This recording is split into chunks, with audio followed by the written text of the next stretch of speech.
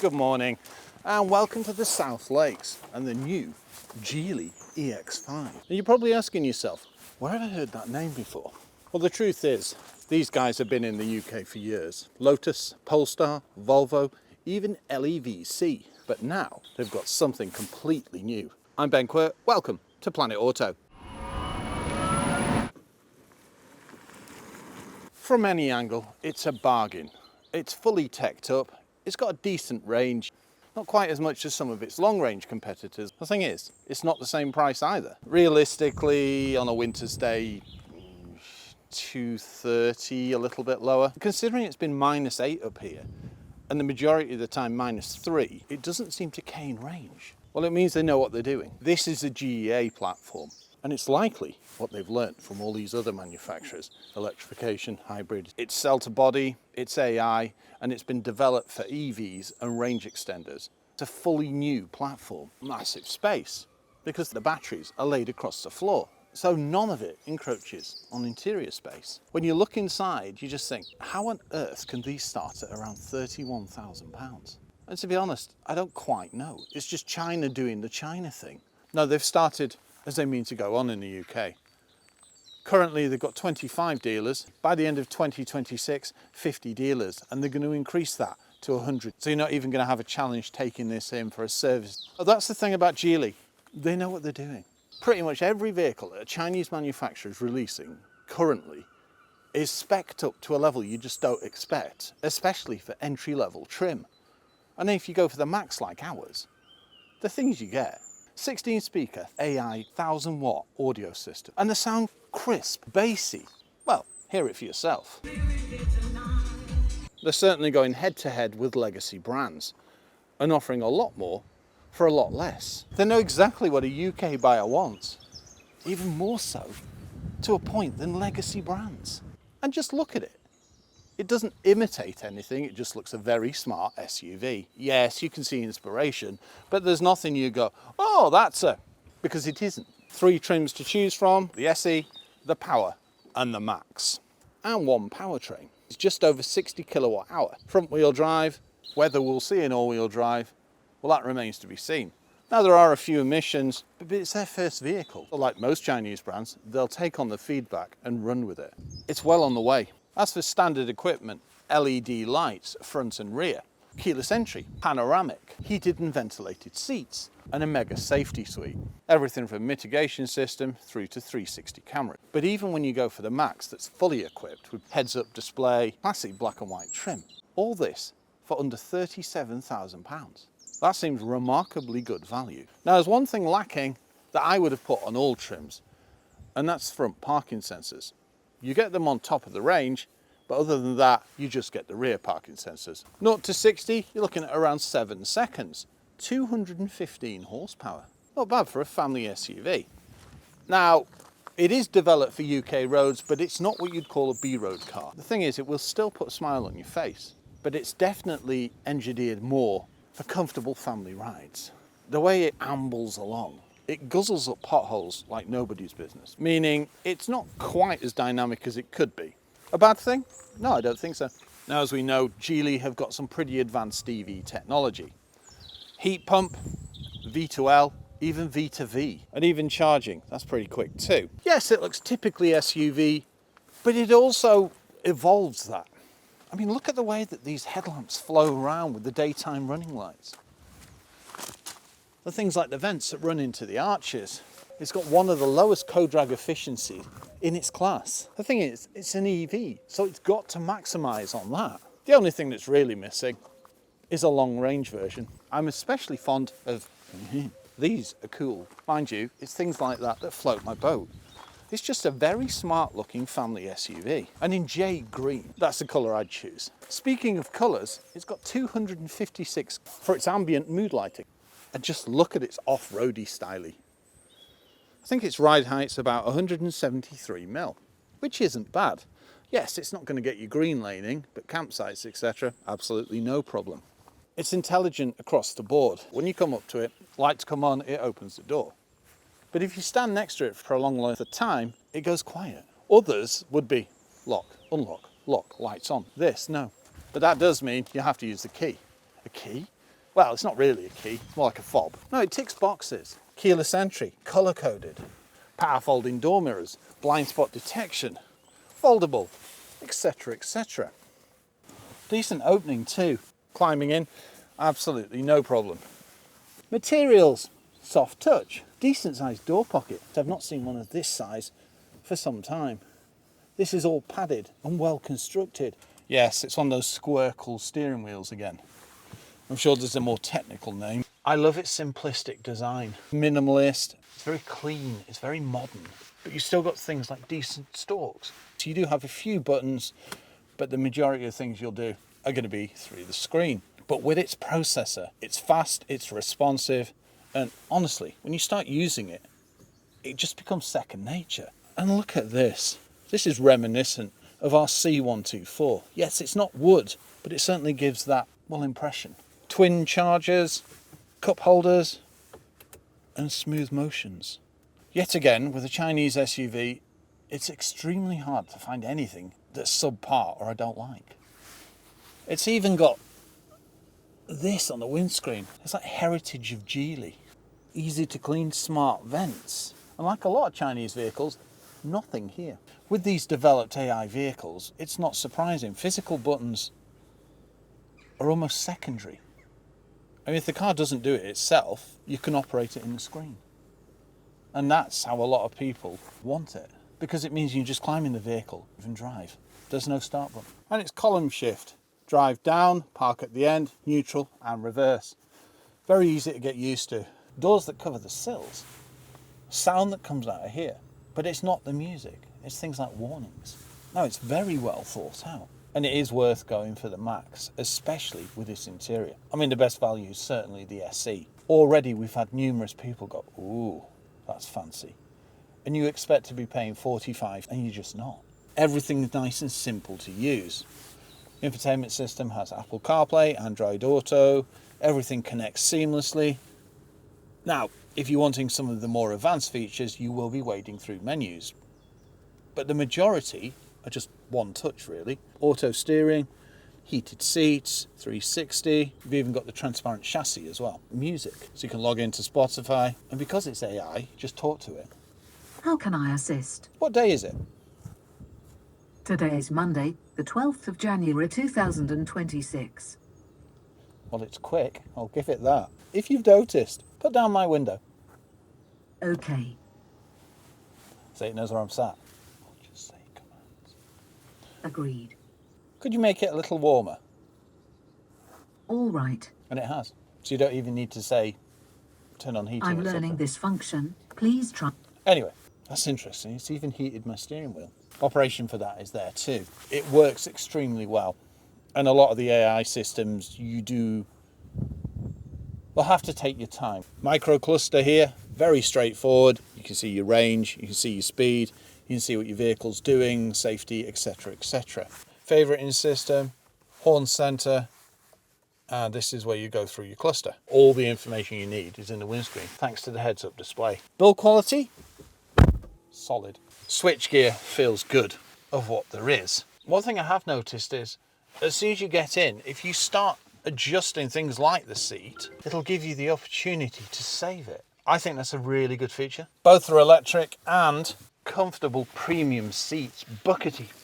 And the finish, like most things in this car, it's just really good. It's nice and easy to operate. Decent functionality in the seat, but not that much that it's overwhelming. I prefer that. Good for a long haul. Headroom, it's about 2 inches with the panoramic. One thing lacking is lumbar, but it's got memory function. And just look at the speakers. 1,000 watts in a family SUV. Back in the day, that was competition system. Reach and rake in the steering wheel, and it is manual. And yes, we've got one of those little sensors. But so far, it's not nagged at me. It's hard to find anything that's subpar. Pretty much everything matches. I mean, this may be a hard plastic, but you can't tell by looking at it, really. Even the center, nothing. Decent storage point here. Oh, it's not ventilated. Still spacious, though. The floating center console also gives you this extra space. USBs, 12 volt. And you see the mood lighting. It's not just for the ambience. It also changes color dependent on what's happening. So if it stops suddenly, etc., what drive mode you're in. Speaking of drive modes, there's 3, including sport. hazards up here, as well as your SOS. There's also a touch activated light. Glove box. Yes, it's not the biggest, but you'll get a few things in there. Finally, auto dimming mirror. No, it's impressive for a first for Geely. Everything just feels good. Right, I think that's your lot. Let's take a look in the back. I almost forgot. No grab handle on this side, but on all other doors. And also, it would be nice to see an adjustable seatbelt. If you like this type of video, why not subscribe to the channel? You just hit the button on the right hand side. It's free and you'll get an alert every time we upload. Thank you. It's shaping up to be a really cracking SUV. I mean, just look at its profile. It's not oversized. A wheel at each point means that it handles, but it also looks smart too. Diamond cut polished alloys, and I do like the style. 19-inch with Goodyear rubber. Nice. We've even got side skirts. To charge, it's here. And you just press and it opens. Flap's not bad, and you've got a charging lights here. So yes, it will rapid. And it does, I think it's about 30 to 80% in around 20 minutes. And if you have it on a home charger, you're talking about 6 hours for about 90%. Not bad at all. Yeah, it's fast enough. Don't forget, you don't need to do everything in the vehicle. There is an app. I do like the chrome trim, especially with the satin roof rails. It just sets it off. And yes, they are load bearing. We haven't had snow like the rest of the country, but we've had a heck of a lot of ice. And saying that, driving on ice, it's just not a challenge. Front and rear discs, and it stops as well as it goes. And if you've noticed, the roofline doesn't have that normal slant that you see in other SUVs. So I reckon that'll really maximise headroom. Let's find out. Nice long doors, and look at that for opening. The legroom, considering that's set up for me. Climbing in, pretty good. I have to dip my head a little bit, but not as much as you might expect. Once again, very well appointed. Soft touches, lovely glosses, and it's stylish. But it's minimalist too. It's nice to see that it matches the front. Look at that for a rear door pocket. Very rarely are they that size. I can get my feet under the seats and just look at this floor. Custom platform. Vents in the centre, storage pot, also a USB-C and a USB-A. Map pocket, and I love the way that you've got nice views through the centre. Considering it's got privacy glass, it's quite light, and I'm wearing sunglasses. And if you open the panoramic, well, that just transforms it. Touch operated map reading lights, and yes, grab handles. Yes, it's not the most buckety seat in the world, but it's got a nice squidge factor. And they do feel, and they feel lovely. Pull down armrest, cup holder, and it's at a nice angle. Also, I think there's some hidden bits down here. For example, that takes me back to the innovation of things like the Picasso, where you had pull-up areas where you could stow. It'll take 3.5 key too. Nice. No recline, and they don't slide. But to be honest, I don't think they really need to. We collected 2 little kittens the other day from towards T-Bay direction, and Annabelle spent the whole time in the rear. Now, normally she can't travel in the rear at all, but with this, it was a completely different experience. We've just picked up our new little family members, and I think this is a perfect car for it because of the nice, soft, pliable suspension.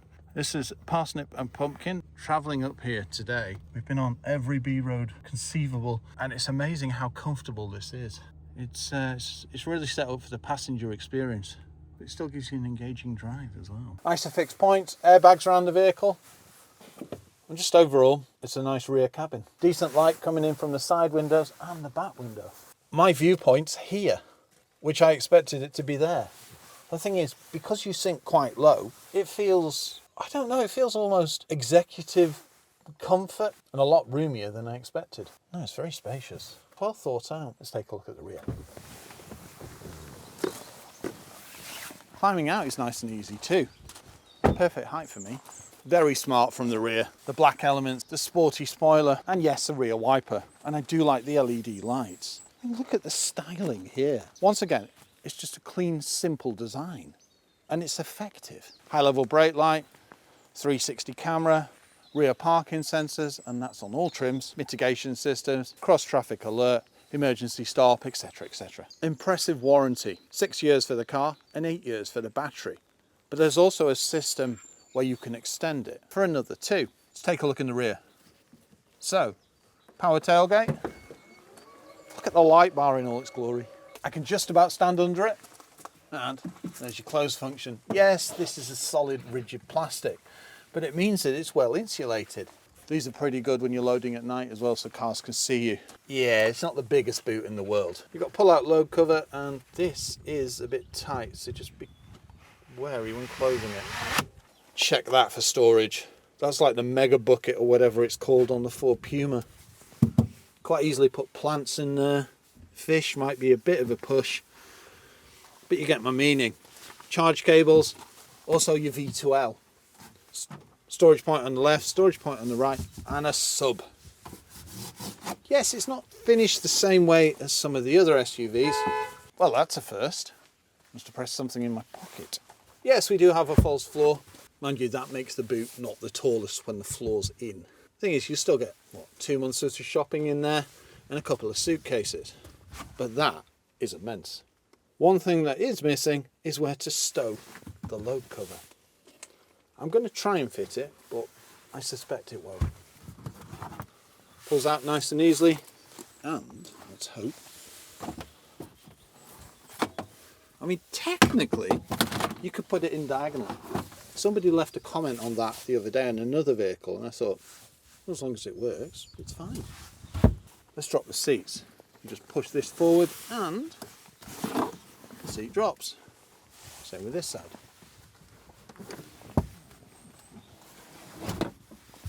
It doesn't lay entirely flat, but it's pretty good. Very little gap too, with the extra carpet. Electric bike wise, I'd have to take off both wheels, but it would fit. It's got a decent bit of space. Perfect for, say, a tip run. I love the way that the speakers in the roof tell that Geely have done their due diligence, homework, research, whatever you want to call it. Now, across the board, it's just a well thought out SUV. Great value for money. Take a look under the bonnet. To release, pop here. Just once, push left. No struts. Also, sadly, no frunk. I mean, realistically, you could get a small one there. Nice and easy to see where to top up fluids. Interesting, no insulation. Time to take it out. Good morning and welcome behind the wheel of the Geely EX5, a family SUV which is grabbing attention of a lot of people. Not surprising. It's not just its price, it's what it offers. Wow, it's a bit hectic around here. Electric SUV. The thing is, it's got some character. It's also got some power. I have noticed it will spin if you floor it. So it'd be nice to see that leveraged out. A bit similar to the way that the Hyundai's put the power down, to be honest. Well, it's certainly a wet one. We've experienced about 3 seasons in the last 2 days. The thing is, it's not affected this. Range hasn't dropped dramatically. And when we were heading up to T-Bay last week, it was just an enjoyable driving experience. It gobbles up potholes like nobody's business, and it offers a nice comfortable ride. Yes, it's not what you'd call mega dynamic, but it's suited very well to a family SUV. Yeah, in that respect, it's ticking a lot of boxes, isn't it? Yeah, oh yeah. And as you said before, what it offers for the money you pay, it's brilliant. Definitely. But it's also the way it drives. I mean, it's got 3 levels of regen, and none of them are what you'd class as mega heavy. The thing is, it doesn't really matter. It's a bit like the BYDs in that way. It feels more natural, so you've not got that harsh braking, but if you back off, you can feel it.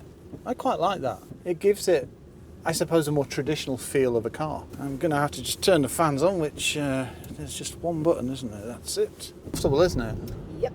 It's pleasant to drive too. Yes, as mentioned, it's not as dynamic as it could be. But because of that, it makes it mega comfortable. There is a little bit of body roll.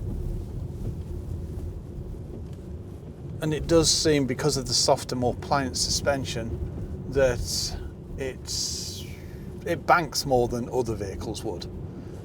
but it's not to the point that it's uncomfortable or throws you around. So 215 horsepower, meaning quite quick when you launch it. That's 60. Now, it may not be a B-road car. It's a smile on my face, as I mentioned.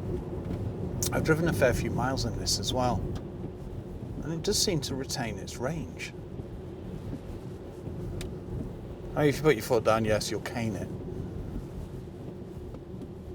That can No. be said of any EV, can't it? Well, exactly. It's just a pleasant driving experience, isn't it? And the regen, as soon as you start it, and if you don't change mode, it's enough. It just slowly takes that little bit of speed off. Hills. Well, judge for yourself. Yeah.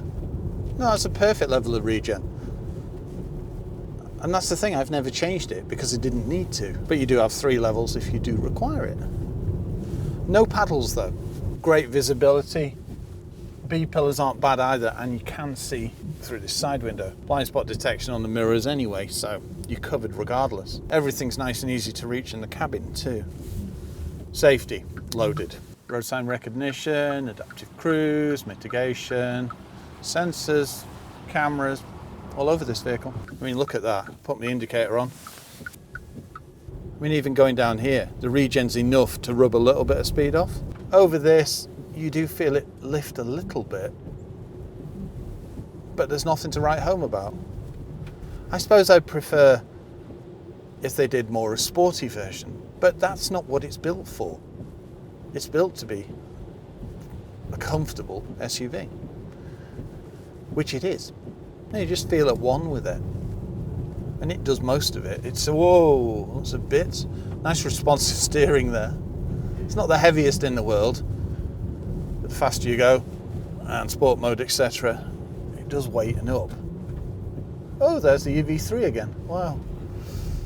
We're not the only one doing laps. No, we're not. And that's its closest competitor. That and the L-Rock. No, I know I touched on it before, but what you get for the money is, I mean, heads-up display is fantastic. Panoramic, wonderful. And the price. Yeah. Under 37,000, you get all of this. You will hear the motor at lower revs, but that's for safety rather than the fact that you can hear it because it's not been looked at. No, the refinement in the cabin's great, isn't it? Yeah, and the faster you get, then It'll ease it off. dies down. Yeah. No, up to motorway speeds and that, very little noise in the cabin. I mean, dependent on the size of wheels, obviously it will be louder. But no, they've done a good job, haven't they? Yeah, I totally agree with that. Nice one, Geely. Yeah.